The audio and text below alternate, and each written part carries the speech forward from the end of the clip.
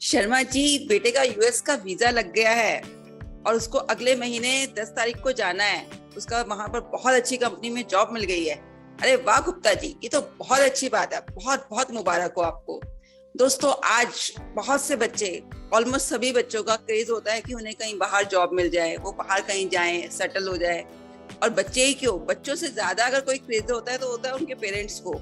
और सभी पेरेंट्स चाहते हैं उनके बच्चों को एक बहुत अच्छी जॉब प्रोफाइल मिले, उनका फ्यूचर ग्रोथ अच्छी हो। और इसलिए वो बहुत क्रेज होता है उन्हें कि उनके बच्चे कहीं बाहर जाकर अच्छी कंपनी में जॉब करें या कुछ भी काम करें। और अभी तो कुछ माहौल ऐसा हो गया है कि उन्हें वहां पर एक इंडियन कम्युनिटी भी मिल जाती है, तो उनके सेफर हैंड उनका होता है, उन्हें सपोर्ट मिलती है। और अगर एज पर सर्वे देखें तो आज के टाइम अराउंड 32 मिलियन जो इंडियंस हैं वो एनआरआई बन गए हैं। और हर साल 2.5 मिलियन के आसपास ऐसे इंडियंस हैं जो एनआरआई बन जाते हैं।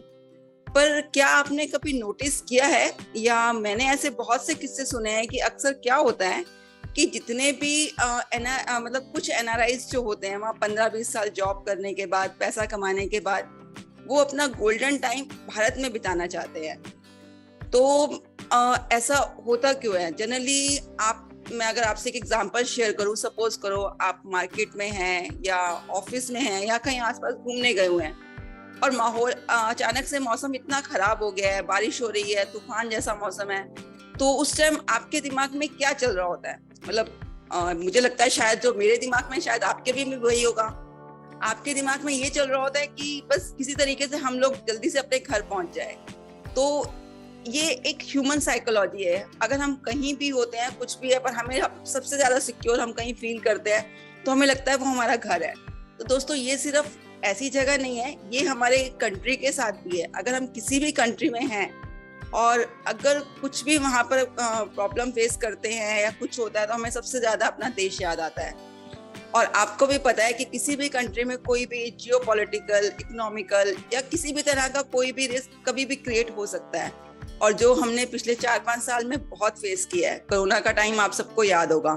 उस टाइम लोगों को ये था कि बस हम किसी तरीके से अपने घर पहुंच जाएं, अपने देश पहुंच जाएं। फिर हम लोगों ने जो फेस किया वो अफगानिस्तान का किस्सा आपको याद होगा।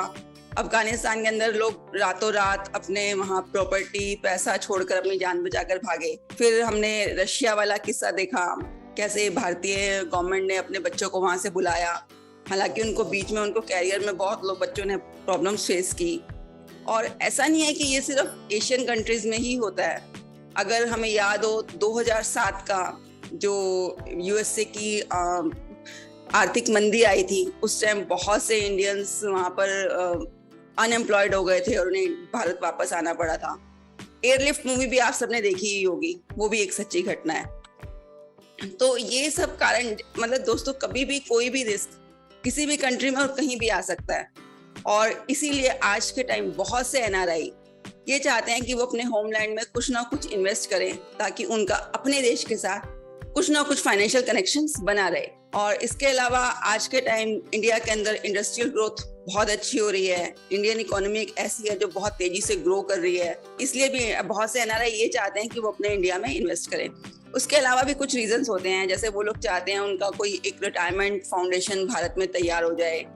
और कुछ ऐसे हैं जिनका फैमिलीज, रिलेटिव्स भारत रहते हैं, उसके लिए भी वो लोग ये चाहते हैं कि कुछ ऐसा तैयार हो कि मतलब उनके से कैश फ्लो वहां पर बना रहे।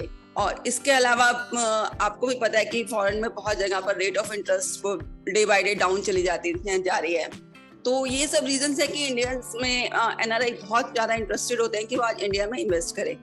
बट अगर वो इंडिया में इन्वेस्ट करते हैं तो आपको भी पता है कि बहुत सी फॉर्मेलिटीज के साथ निकलना पड़ता है। तो यही सजेशन करूंगी कि अगर कुछ भी किसी कोई करना चाहता है तो वो सिर्फ उसके लिए एक्सपर्ट्स की सलाह लेकर तभी वो काम कर सकता है। दोस्तों, मेरा नाम पूनम गुप्ता है और मैं दिल्ली के अंदर पिछले 3 साल से फाइनेंशियल सर्विसेज प्रोवाइड कर रही हूँ और एनआरआई बिजनेस में भी एक्सपर्ट हूँ। आप सब लोग या आपके कोई फ्रेंड्स, रिलेटिव्स कोई एनआरआई में हैं, उनके कोई क्वेश्चंस हैं, कुछ क्वेरीज हैं, तो नीचे लिखे नंबर्स और मेल के थ्रू मुझे कनेक्ट कर सकते हैं। आप मुझे कमेंट कर भी बता सकते हैं। धन्यवाद।